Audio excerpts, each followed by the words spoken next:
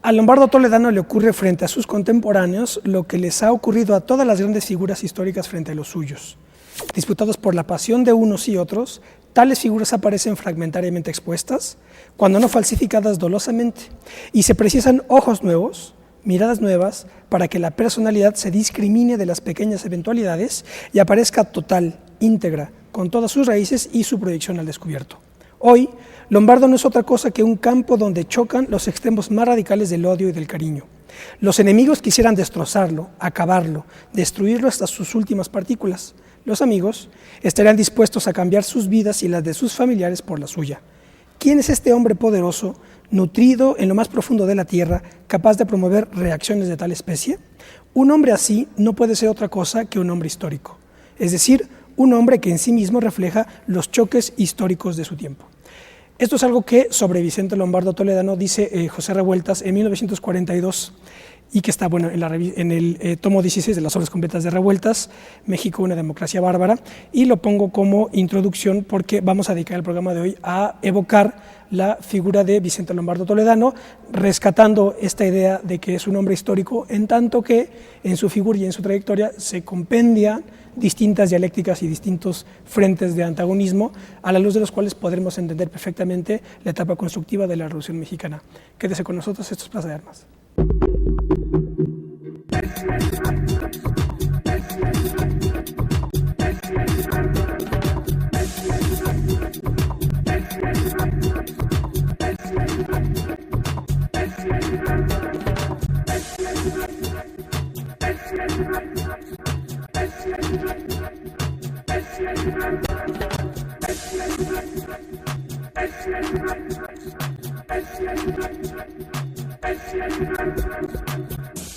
Hola, ¿qué tal? Qué bueno que están en otro programa de Plaza de Armas, aquí por Capital 21.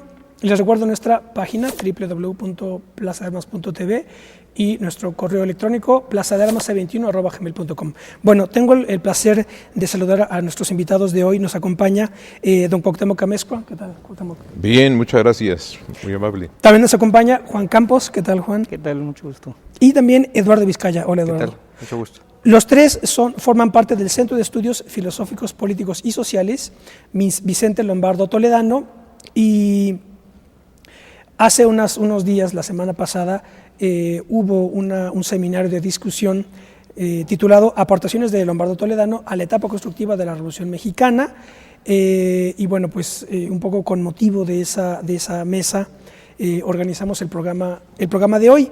Vicente Lombardo Toledano nace en 1894, para dar, digamos, la ficha biográfica básica. Nace en Teciutlán, Puebla, 1894, y muere en la Ciudad de México en 1968. Atraviesa los años más cruciales de configuración del Estado mexicano, en la fragua de la Revolución Mexicana. Y como digo, recordando esta idea de revueltas, pues todos aquellos con los que se enfrenta Lombardo, en esos enfrentamientos se iluminan grandes claves históricas, ideológicas, políticas, sociales del país, porque Lombardo se forma primero con Antonio Caso dentro del irracionalismo espiritualista, intuicionista, bergsoniano, etcétera. Después pasa al marxismo-leninismo duro y por tanto en ese tránsito hay también claves interesantes de su figura. ¿Por qué no comenzamos comentando el seminario que ha tenido lugar en estos días, para luego ya, en fin, empezar a desmenuzar con más detalle? ¿Quién quisiera iniciar? Fue un seminario que duró 2 mañanas, en las que se invitó a personalidades destacadas, sobre todo del ámbito académico, algunos del ámbito político, con distintas ideologías, con distintas militancias políticas, a que expusieran cada quien un tema sobre Lombardo y su relación, sea con el derecho, sea con la política, sea con la cultura, con distintas actividades o campos del saber. Y todo esto en el contexto de la etapa constructiva de la Revolución Mexicana, es decir, hablando del 17, fecha en que se promulga la Constitución que convierte pues en normas jurídicas los ideales fundamentales de la revolución en adelante. Fue un buen evento, un evento rico, con diversidad de ideas y de muy buen nivel. Voy a dar las líneas temáticas porque dan un poco muestra del perfil de Lombardo, todo lo que abordó: Lombardo y el periodismo, Lombardo y el derecho, Lombardo y la educación, Lombardo y la economía, Lombardo y la cultura, Lombardo y la política, Lombardo y la reacción, Lombardo y el movimiento obrero, Lombardo y el socialismo, Lombardo y la revolución. Es de esta generación en general, me parece, yo lo pondría aquí, lo plantearía, de esa generación de hombres que no, digamos, no se circunscribían a un recinto académico y a una especialización, que es lo que ahora sucede, ¿verdad? Que es la especialitis, ¿verdad?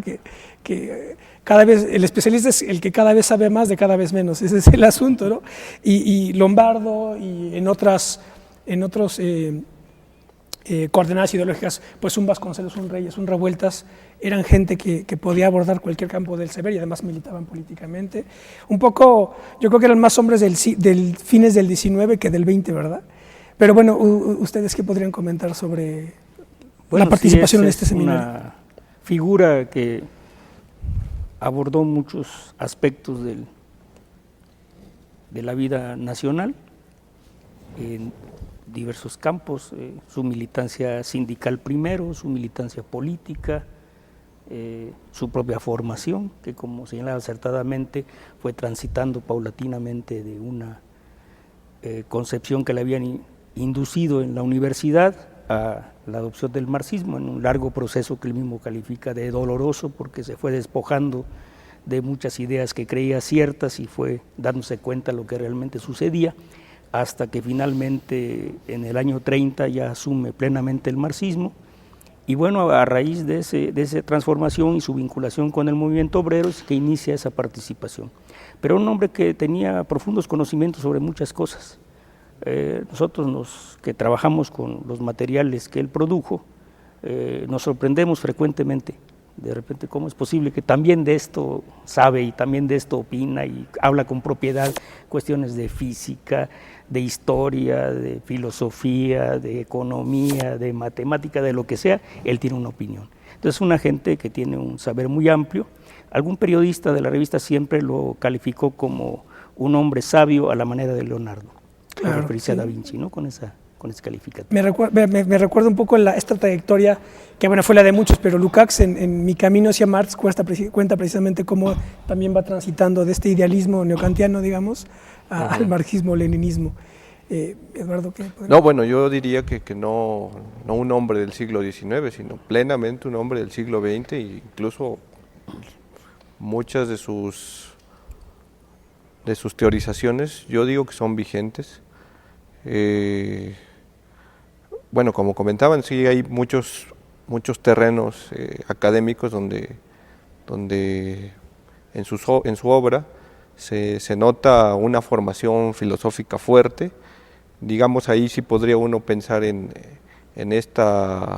qué aportes le brindó como estudiante la Universidad Nacional. Él lo reconoce en algunos escritos autobiográficos, la huella de su maestro Antonio Caso, pero también el humanismo de Pedro Enríquez Ureña, de Alfonso Reyes, que sería como la generación anterior, la generación del Ateneo, y bueno, la generación del 15, que es la que se le asocia a Lombardo y al grupo llamado de los Siete Sabios.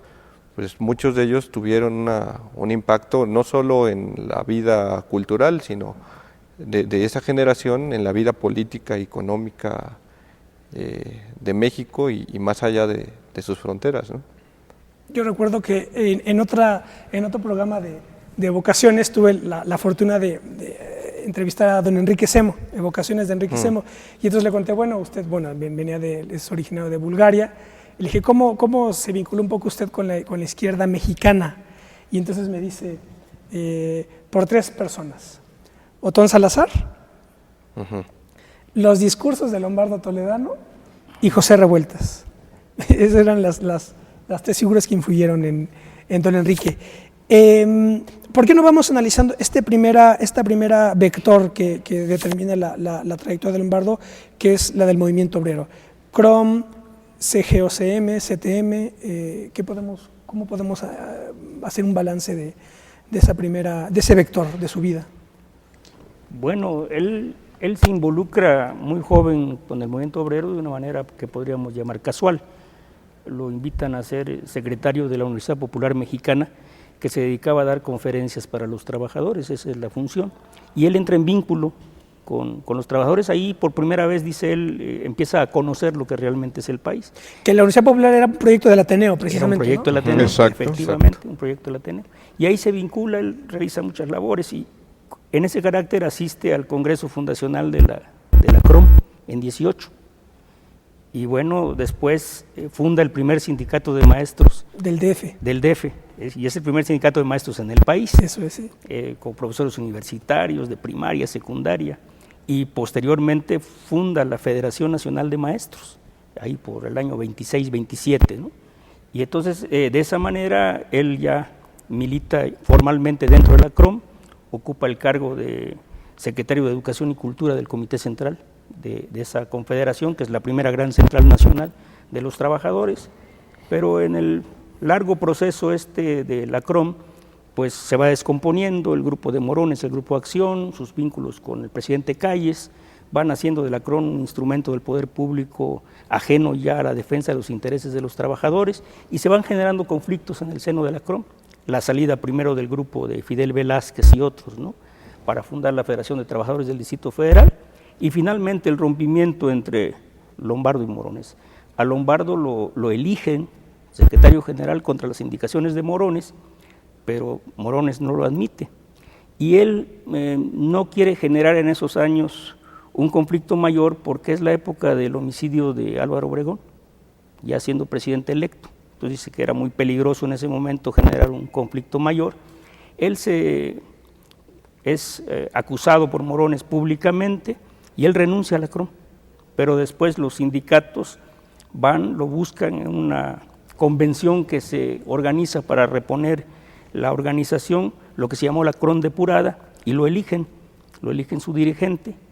Después él busca otros aliados y constituyen la Confederación General de Obreros y Campesinos de México, la CEGOSEM, que es muy breve en su existencia, pero que es la base fundamental que va a dar origen a la CTM después, ¿no?, con todo esto de la lucha contra las declaraciones de Calles, el apoyo a Cárdenas, la creación del Comité Nacional de Defensa Proletaria, y que finalmente desemboca en la CTM. Y en la CTM confluyen las principales corrientes del movimiento obrero, y ahí es electo él no sé si por unanimidad o por una aplastante mayoría, pero sí había el consenso de todas las fuerzas de que él debía ser el dirigente de la CTM. En este enfrentamiento de Cárdenas con Calles fue fundamental el apoyo de Lombardo, obviamente. Del movimiento obrero en su conjunto, claro, dirigido por él, porque en las declaraciones de Calles, aparte de la amenaza implícita al presidente Cárdenas de que le podría pasar lo mismo que a Ortiz Rubio, está la acusación concreta de que Lombardo es uno de los agitadores, el promotor de las huelgas y del desbarajuste nacional, dice Calles. Entonces Lombardo el mismo día le responde y después hay un desplegado del conjunto de organizaciones obreras que rechazan las declaraciones de Calles y brindan el apoyo a Cárdenas. Entonces sí, en ese momento el apoyo fundamental para el presidente Cárdenas viene del movimiento obrero. ¿Cómo se da después la articulación, digamos, orgánica del movimiento obrero con el partido ya cardenista, digamos, el de la Revolución Mexicana? Porque ahí Lombardo tenía la intención de incorporar también a los campesinos a una gran plataforma de trabajadores, digamos, y ahí Cárdenas dice, no tanto, ¿correcto? Sí, son dos cosas sí, que se vinculan, pero son distintas. La incorporación de los campesinos es una vieja tradición, desde la CROM ya viene. Correcto. Ya hay organizaciones campesinas en la CROM. Cuando se estructura la CTM hay grupos campesinos, es más, desde el comité ejecutivo primero, que se elige, hay un representante de los campesinos poblanos, si no me equivoco, que representa ese sector. O sea, eso no era algo nuevo, pero claro, el gobierno tenía su propio proyecto de organizarlos por separado. Finalmente no hay un choque, pero cada quien sigue haciendo lo que quiere. Entonces los campesinos siguen militando en la CTM. Hay unos que se van a la Confederación Nacional Campesina, que primero se llamó, creo, Confederación Campesina Mexicana, ¿no? Y se separan los dos proyectos. Pero bueno, siempre hubo vínculos y E históricamente, si uno ve después, la propia Unión General de Obreros y Campesinos de México es una mezcla de obreros y campesinos. O sea, esto es parte de un interés por unir a todos aquellos que viven de su esfuerzo personal. Pero esa es una cuestión, lo del partido es otra. En el caso del partido, pues todos sabemos que el Partido Nacional Revolucionario fue creado por Calles, desde una perspectiva vertical, impuesta a la gente y cobrándole un peso de su salario a los trabajadores para mantener al partido. O sea, fue una decisión desde el poder para crear un instrumento que impidiera la lucha de los grupos que se disputaban en ese entonces los cargos, ¿no? El PNR pues, nació mal y bueno, no tuvo tampoco una etapa brillante, y en la época en que Cárdenas llega al gobierno, el PNR ya está desprestigiado. Lombardo relata en algún momento de su posterior que el presidente Cárdenas lo llamó y dijeron, ¿qué hacemos? Pues para darle vitalidad hay que incorporar a los obreros y a los campesinos. Y ese es el primer acercamiento de la clase obrera organizada y los campesinos organizados al PNR, pero todavía no es una cuestión formal. Después se produce la expropiación petrolera en 1938, está ya inminente el estallido de la Segunda Guerra Mundial, y en ese contexto aquí hay una actividad muy intensa de los grupos fascistas, alemanes, españoles y mexicanos, y entonces en ese contexto se planea transformar al PNR en PRM, Partido de la Revolución Mexicana, y dice Lombardo, más que como un partido, como un frente de las fuerzas más importantes del país, la clase obrera, la clase campesina y el ejército, fundamentalmente, que son la estructura, el esqueleto fundamental del PRM, donde el papel dirigente lo tiene la clase obrera precisamente, ¿no? Esa es la concepción del PRM como un frente más que como un partido, un frente para defender a la nación de las posibles agresiones del extranjero, tanto por los fascistas como por Inglaterra fundamentalmente, ¿no? Y los Estados Unidos, que estaban todavía agraviados por la expropiación petrolera. ¿Queda incorporada la CTM de alguna manera el PRM o no? No es finalmente una afiliación corporativa. No es. No es una afiliación corporativa, sino hay una decisión de la CTM de que los que quieran participar electoralmente dentro del PRM lo pueden hacer, y establecen una serie de mecanismos a través de las cuales los organismos dirigentes de la CTM, cuando hay, digamos, como era una organización plural de diversas corrientes del sindicalismo, si en una entidad todos los grupos estaban de acuerdo en que estos debían ser los candidatos, el órgano como tal apoyaba esa candidatura. Si no, pues cada quien buscaba la forma de involucrarse y de contar con los apoyos de sus sindicatos, de su organización, de sus amigos, de lo que sea, pero no había una estructuración corporativa como se daría después en la época de Miguel Alemán. ¿Cómo se da ahí la relación cuando se da este proceso con el Partido Comunista Mexicano? Bueno, ahí hay muchas cosas diversas. Sí, cruzadas, claro. Porque no podemos olvidar, por ejemplo, que el intento primero es el de crear los frentes populares. Es un interés, el Frente Popular Antiimperialista, que es una decisión del 7º Congreso de la Internacional. Sí, la idea es de Dimitrov, ¿no? Exacto, la idea de Dimitrov es obligación para el Partido Comunista Mexicano, que es una sección de la Internacional, coincide con la política que Lombardo impulsa, del Frente Popular Antiimperialista, hay el deseo, inclusive se convoca para conformarlo, se invita al Partido Comunista Mexicano, al Partido Nacional Revolucionario, a muchas fuerzas, sindicatos, organizaciones, pero finalmente no prospera, y lo que se ha dicho es que el PRM es la versión mexicana de ese Frente Popular Antiimperialista. Claro. Y el Partido Comunista... Aunque es un poco forzada la interpretación, es decir, de hecho no lo es, un poco tiene el símil, pero no lo es otra figura. Sí, exactamente, tiene otra, y otros objetivos además. Y otros objetivos, claro. Pero ahí el PC tiene una participación interesante porque, si bien como partido no ingresa, sí algunos dirigentes del Partido Comunista forman parte del PRM en los estados, y en comités de base y municipales y estatales, están metidos dentro de la estructura, no como partido. Esa es la vinculación que hay. Vamos a hacer un primer corte, no se vayan, estamos hablando sobre Vicente Lombardo Toledano.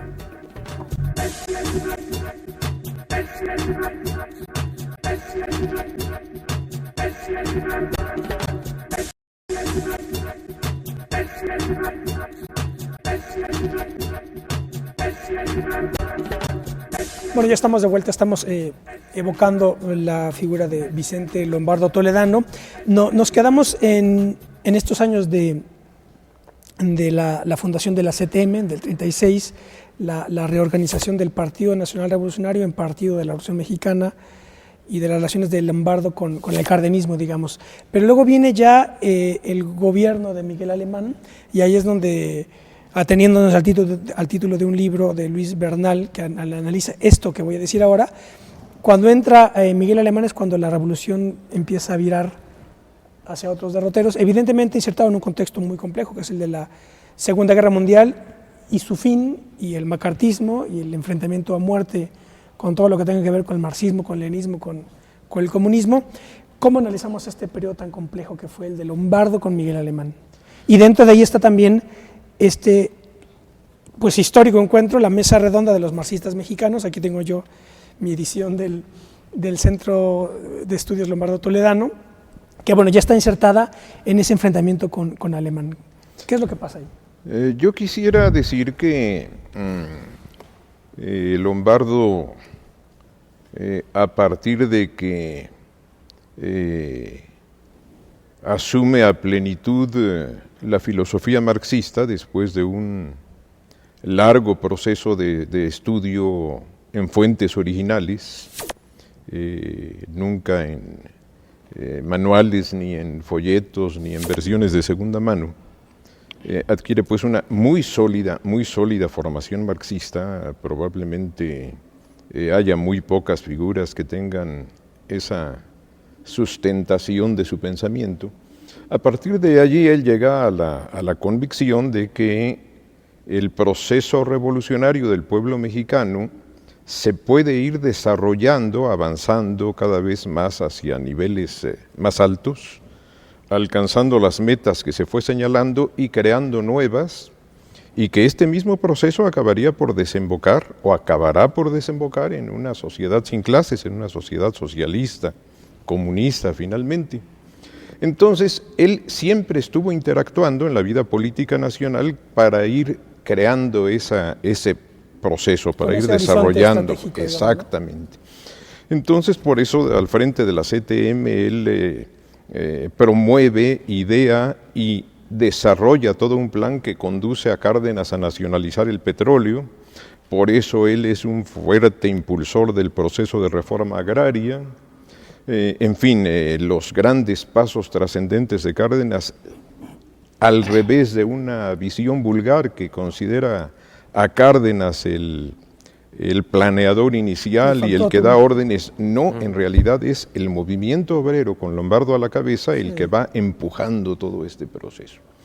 Sin embargo, Lombardo en algún momento, cuando contesta a la pregunta de por qué la Revolución Mexicana da tumbos, por qué tropieza y se levanta y vuelve a caer, él dice, bueno, es que esta no es una revolución que haya hecho y dirigido la clase obrera desde un principio, no la había en México en ese momento, las condiciones históricas todavía no eran las de un país industrialmente desarrollado, y entonces es la burguesía, una burguesía progresista, pero es la burguesía la que dirige la revolución, y esta es una clase social inestable, inconsistente, con contradicciones internas entre grupos y corrientes. Fruto de esos contrastes y contradicciones, Miguel Alemán llega a la presidencia, y tan pronto llega a la presidencia traiciona el programa que él había asumido como candidato, que era un programa de continuidad del proceso revolucionario cardenista. Sin embargo, llegado a la presidencia, coincide eso en efecto, como usted lo plantea, con el momento en que concluyó la Segunda Guerra, en que se inicia la Guerra Fría.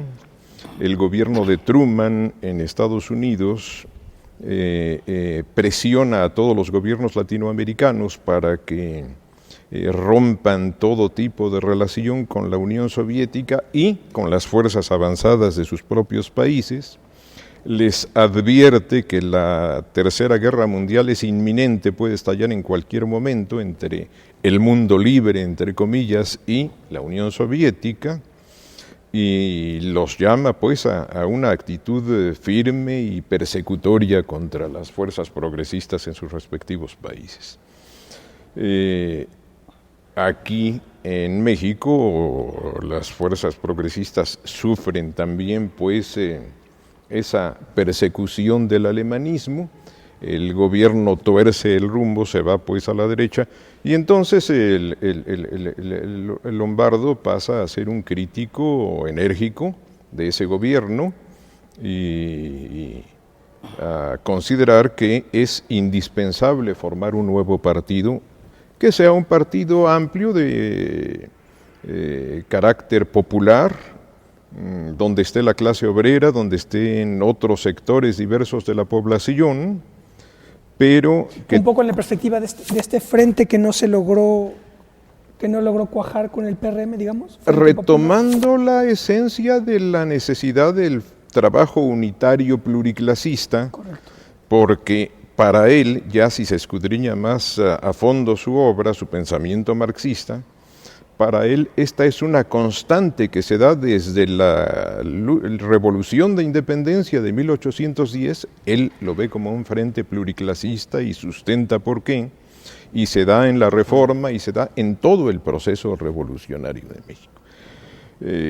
Se llegaría a una conclusión en el sentido de que para él los países dependientes, subordinados por la intervención extranjera colonial en su momento y neocolonial o imperialista después, tienen esa característica sus luchas revolucionarias por la misma razón de que no logran consolidar una clase obrera numerosa e ideológicamente formada como sucede en los países que se industrializan tempranamente.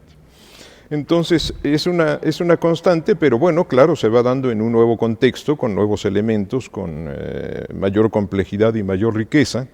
En el caso del Partido Popular ya tenía pues otros ingredientes, pero sí, en esencia es la misma idea de una formación plural frentista.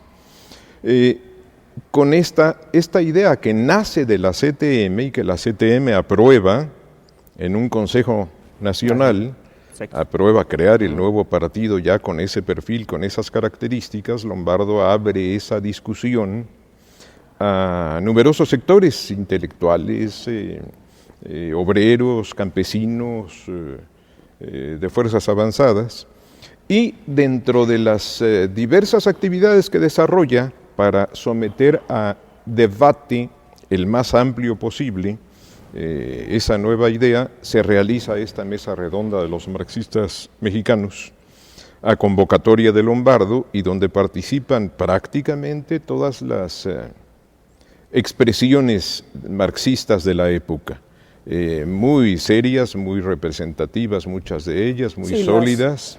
Aquí las intervenciones todas son de verdad espléndidas, ahí campa la labor de todos con una claridad y una consistencia teórica, es lo que hoy se echa de menos, la consistencia. No, se esté de acuerdo, no, el problema no es ese, sino la consistencia de los análisis que aquí se hacían.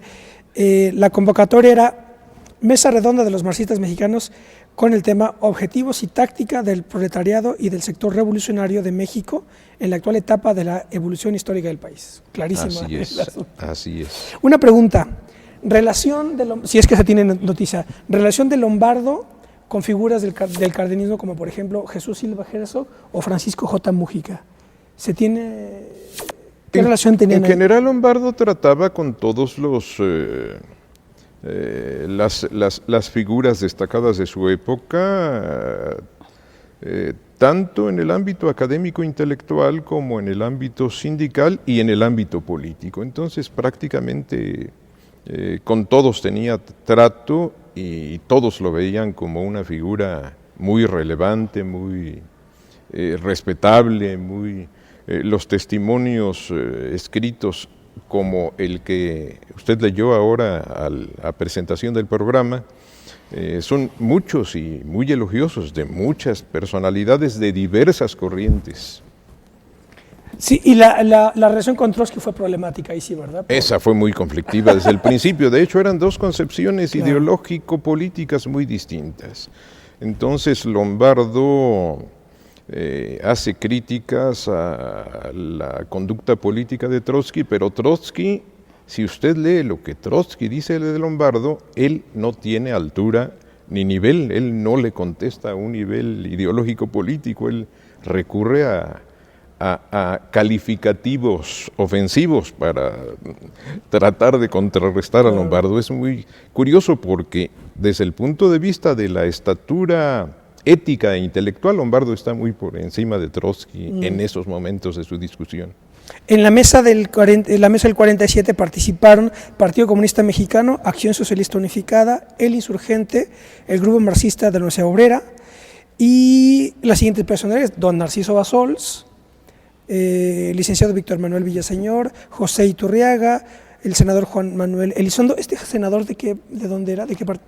Él era del PRI, pero se suma cuando se funda el Partido Popular. Ah, correcto. Es el primer Y senador el del primer PP. senador del PP ya nace con un senador. Así es. Exactamente. Sí. Estuvo también señor Agustín Guzmán, Francisco de la Garza, Ingeniero. Gaudencio Peraza, Gaudencio Peraza, Gontrán Nobles y Rafael Carrillo, son los que participaron entre otras, porque cada uno de los grupos invitaba delegados, ¿no? Y ahí pero interesante. Y me dicen que va a salir una nueva edición, pero de este otro, ¿verdad? Ahora se los muestro ahorita en la cámara y me explican aquí.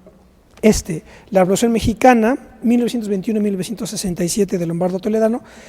Este es una edición del Instituto de Estudios Históricos de la Revolución Mexicana. ¿En coordinación con el Centro Lombardo o no? No, este fue del Instituto. Del Instituto, 2 tomos, Sí. pero va a salir uno nuevo. Está ya, Ya de está. hecho, un poco también el seminario fue la presentación Correcto. de la obra, se llama Vicente Lombardo Toledano, ideólogo de la Revolución Mexicana, y es en 4 tomos. Es una compilación. Para aquella edición el Centro de Estudios proporcionó los materiales que Sí. le fueron solicitados, esa fue su colaboración académica, no en la parte editorial. Y esta otra es una edición totalmente del Centro de Estudios y está muy, muy enriquecida. Muy bien. Otro tema es que son muchísimos los que podemos tratar de Lombardo, pero en el contexto continental, ¿cuáles son los interlocutores, además de evidentemente el movimiento obrero, que él mismo impulsa, dirigentes ideológicos? Pienso, por ejemplo, pues yo que sé, Mariátegui, Aya de la Torre, Mella.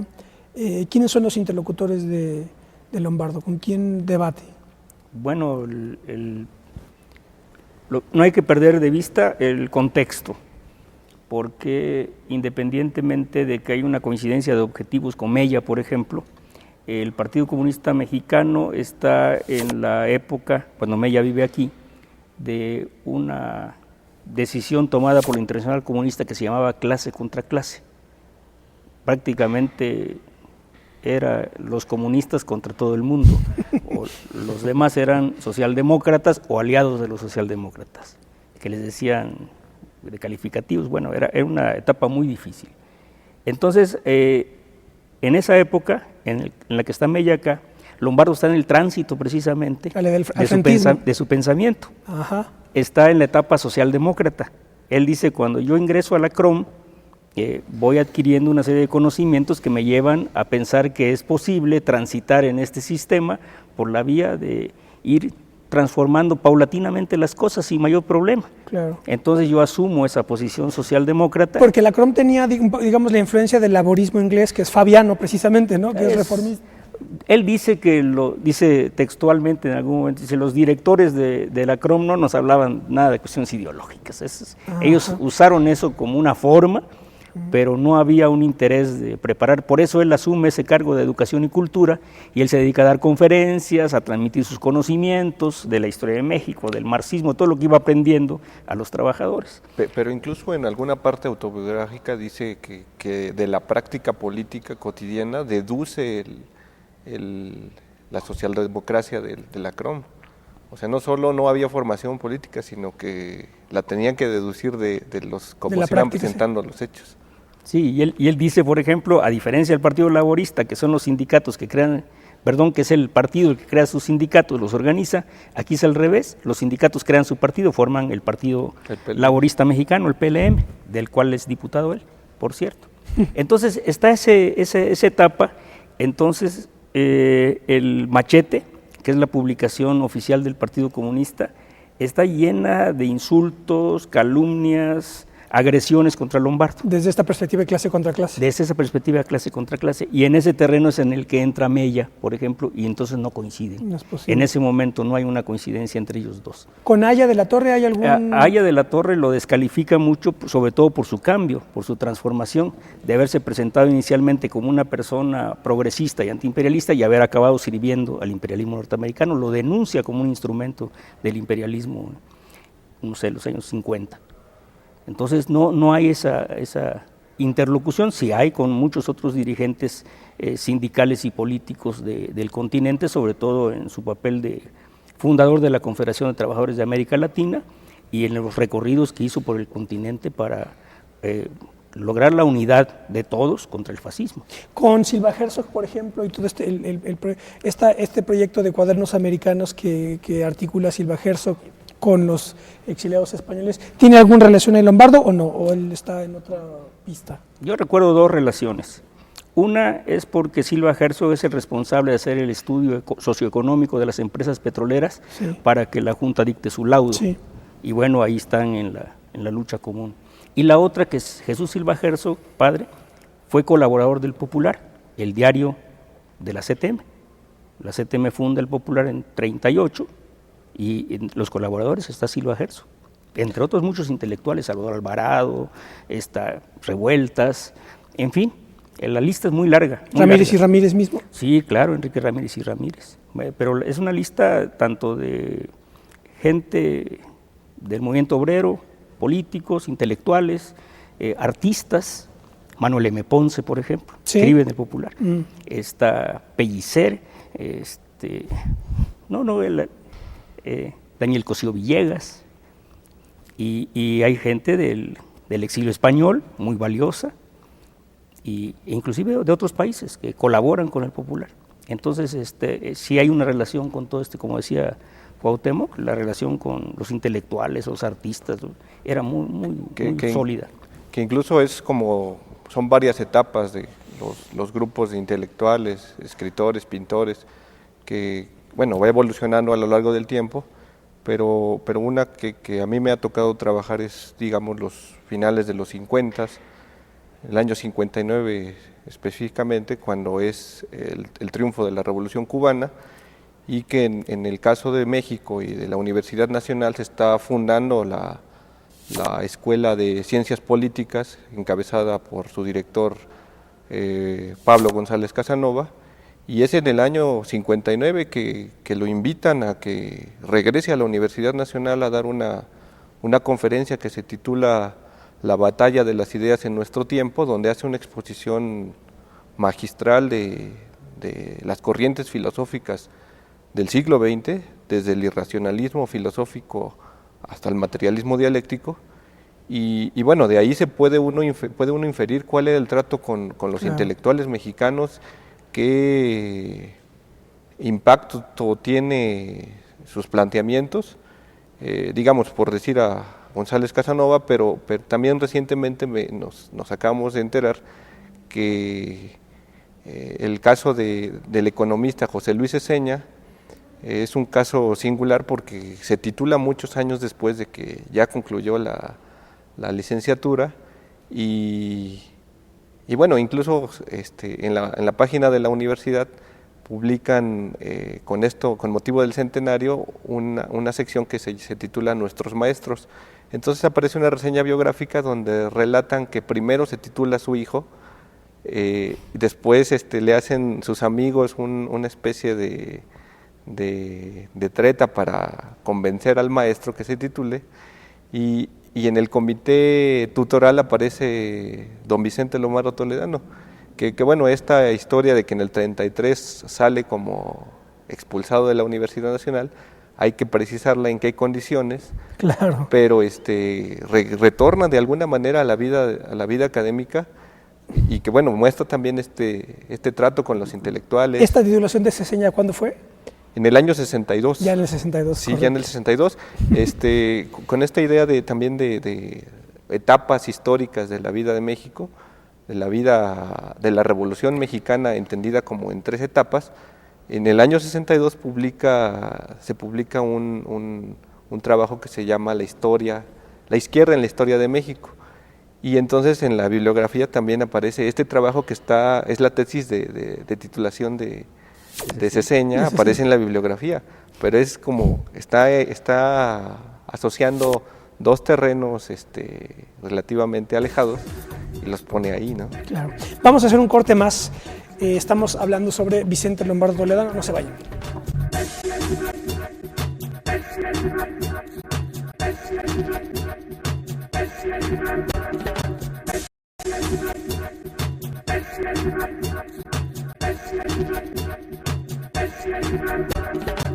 Bueno, ya estamos de vuelta, estamos evocando la figura de Vicente Lombardo Toledano y bueno, como nos quedan nada más 10 minutos, desafortunadamente, porque ya ve que se puede abordar desde muchísimas aristas la figura de Lombardo, yo quisiera que nos hiciéramos un análisis breve de las claves del análisis que Lombardo hace de la Revolución Mexicana. ¿Cómo lo podríamos esbozar? A grandes rasgos. Lombardo... Yo recuerdo que Enrique Ramírez y Ramírez decía, en algún texto leí Ramírez y Ramírez dice, aquí hay 2 grandes ideólogos de la Revolución Mexicana, o intérpretes de la Revolución. Luis Cabrera, ¿no? Desde Coordenadas dice Luis Cabrera y Lombardo. Entonces, sí, la diferencia esencial radica en 2 cuestiones, en que Lombardo lo hace desde la perspectiva de la clase obrera. Claro. Él siempre se asume hasta el final de sus días como un soldado al servicio de la clase obrera. Esa es su forma de verse a sí mismo, y lo hace desde una perspectiva de un marxismo muy sólidamente sustentado. Es la manera en que él ve al proceso histórico todo de México y dentro de él a la Revolución Mexicana, y eso le da singularidad. De hecho, eso lo hace diferente de muchas interpretaciones y lecturas que hay sobre la Revolución. Él considera la Revolución de 1910, la Revolución Mexicana de 1910, como una revolución democrático-burguesa, no socialista, democrático-burguesa, antifeudal y antiimperialista. Él dice, es la primera revolución antiimperialista en el mundo. En lenguaje más usual en nuestros días se diría es una revolución de liberación nacional, así se les llama ahora a las revoluciones que tienen esos ingredientes democrático, burguesa, antiimperialista. También dice, es el tercer tiempo de una misma gran sinfonía, la sinfonía de la revolución histórica del pueblo mexicano.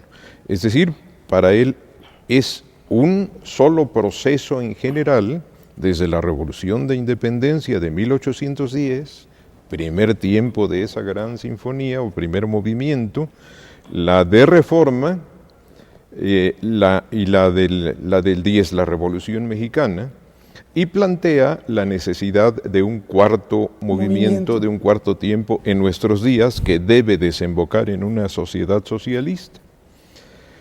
Cada una tiene sus características, tiene sus modalidades, cada una retoma ideales no alcanzados por la fase anterior. La de independencia él la distingue no como una mera lucha para lograr la independencia política, sino en el fondo como una revolución social profunda.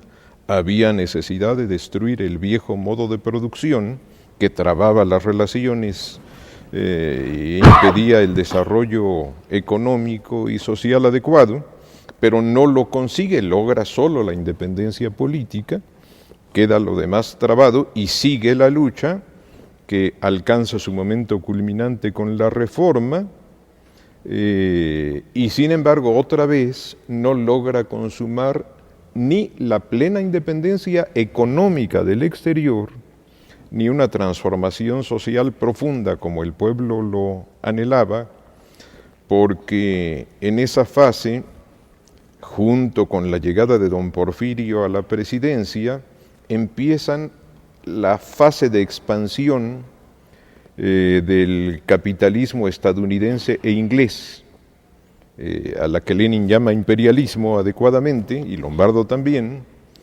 y entonces empiezan a llegar las inversiones extranjeras y México pasa a ser un país dependiente, ahora en lo económico, respecto al capital internacional, sobre todo norteamericano. Entonces, retoma otra vez la del Revolución del 10 los viejos ideales. No se había podido romper la estructura feudal que venía desde la época colonial, todavía había supervivencias de esclavismo, no se había podido industrializar el país cuando ya otros habían saturado sus mercados internos, su industria era próspera y sumamente desarrollada. No se habían podido resolver muchísimas inconsistencias, injusticias sociales, y se plantea a su vez cada nueva fase nuevos objetivos. Así sería a muy grandes rasgos. Yo creo que los compañeros podrían agregar algunos otros detalles más. En todo caso, mencionar que cómo se insertaría ya tras la desaparición de Lombardo en el 68, el legado en este cuarto movimiento que está teniendo lugar o que se espera, cómo se situaría el legado de Lombardo y el papel del PP, del Partido Popular Socialista. Yo diría que el legado de Lombardo es riquísimo y lamentablemente es insuficientemente conocido e insuficientemente estudiado. ¿Por qué? Que la mayor parte de luchadores contemporáneos lo desconocen, sí, porque hubo, a semejanza de lo que Engels dice de Marx, se puede decir de Lombardo.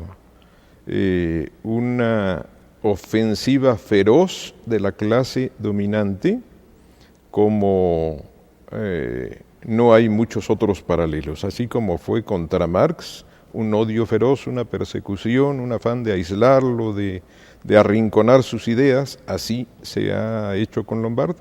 Lamentablemente es poco conocido, pero sus aportes son muchísimos. Y yo estaría de acuerdo con lo que plantea Eduardo, es vigente muchas de sus ideas, las ideas fundamentales son plenamente vigentes en nuestros días y dan claves, no dan recetas, no dan las soluciones, claro, no las dio Marx ni Engels, ningún pensador da recetas, pero da claves para, poniendo a trabajar la propia capacidad de reflexión, encontrar los caminos y las salidas para hoy.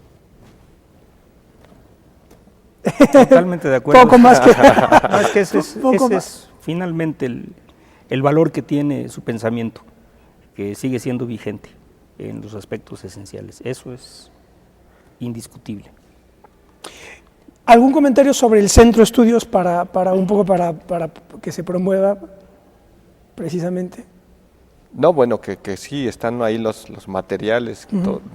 Gran parte de la producción está enfocada al rescate y trabajo, exacto, de la obra de Lombardo. Estamos trabajando con materiales que tienen diferente tipo de estatus, algunos son audiograbaciones, algunos son conferencias, versiones taquigráficas, son diversos los orígenes, pero hay que leerlos. Claro. Y sobre todo con esta idea, ahí hay elementos que pueden servir para no solo reflexionar la realidad, sino también iniciativas para transformarla, muy en la tesis marxista, y siendo coherente con ella, Lombardo decir, no solo hay que interpretar qué realidad estamos enfrentando, sino a partir de una revisión histórica, qué propuestas siguen siendo vigentes para transformarla, que bueno, la pregunta esa que hacías, pues yo creo que el tiempo no nos alcanza, pero sí tiene implicaciones a la vida democrática actual, la participación de los jóvenes, de las mujeres, sí,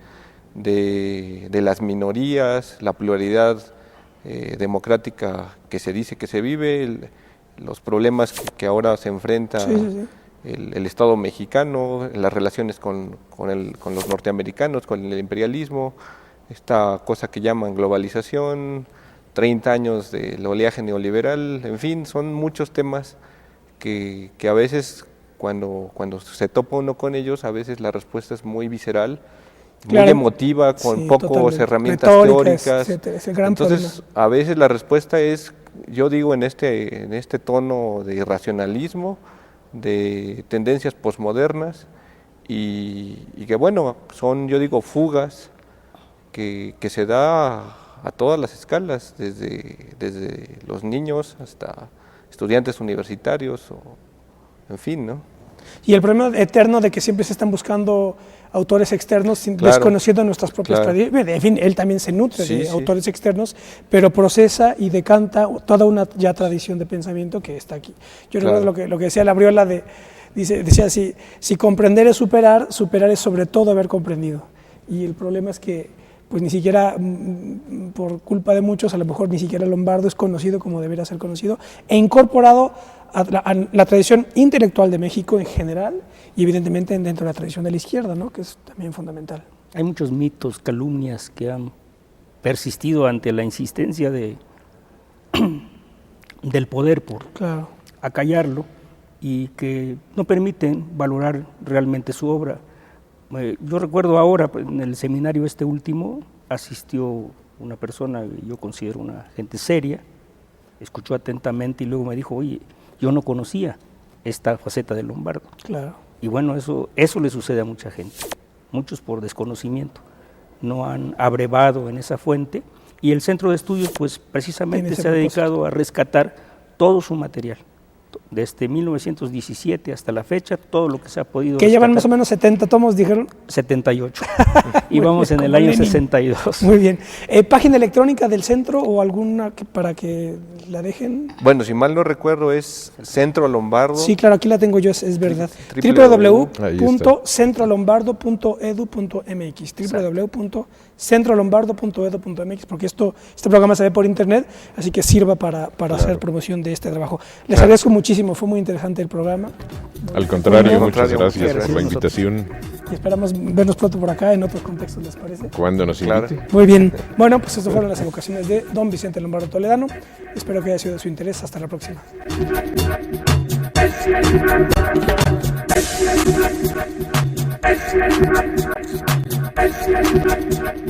Thank you.